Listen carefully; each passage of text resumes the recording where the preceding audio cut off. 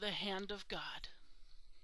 It may be that no other image of God's hand is as famous as this one, painted by Michelangelo in the scene called the Creation of Adam, and found on the ceiling of the Sistine Chapel.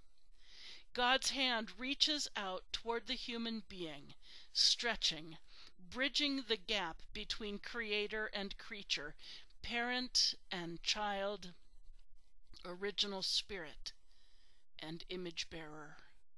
All Adam has to do, literally, is lift a finger and the connection will be complete. God has done the hardest part, and yet Adam doesn't seem to understand that one touch will make all the difference. Why doesn't Adam put forth the effort to receive all that God would give? Why don't we?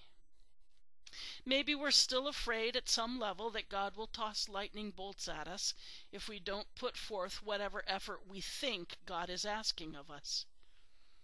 Why is it so hard to imagine that somehow God's hands will transmit love and healing? After all, when we think we see God's hand amid the storms, don't we usually take it as a sign that God is coming to help, to reassure, to calm the storm? Maybe we just don't really know what to expect from God, since people can be so unpredictable, and it's people that we have so much experience with.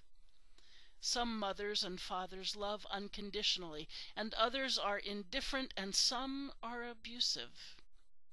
Some parents can walk away from their children without a backward glance, but God says that even if those mothers and fathers could really forget, and the implication is that they never do, that their walking away is somehow a defense mechanism and not really a judgment about the child. God says that even if a mother could forget, God never will. We are more than abstractions to God. We are more than creations made and set aside. We are carved on the very hands of God. This mother will never forget her children's names. They are on her hand forever. So it is with us. We are part of God forever, and we are never left alone to face life unsupported. So why is it that when life gets tough, we feel as if God weren't there, when in fact it's so often God offering us a chance to rest in the midst of our hectic lives? Why is it so hard to believe that the hands that created the world upon which we live would also offer us shelter? Why is it so hard to imagine that the God who put the spark of divinity in each of us would offer light in our troubled times, or sustenance for both body and soul, or even just a little whimsy to make us smile?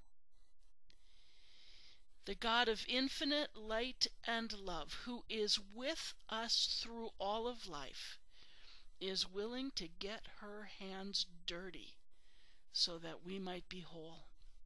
The Abba God of Jesus is willing to work with human beings until they have the courage to raise their heads and lift their fingers and step out in faith.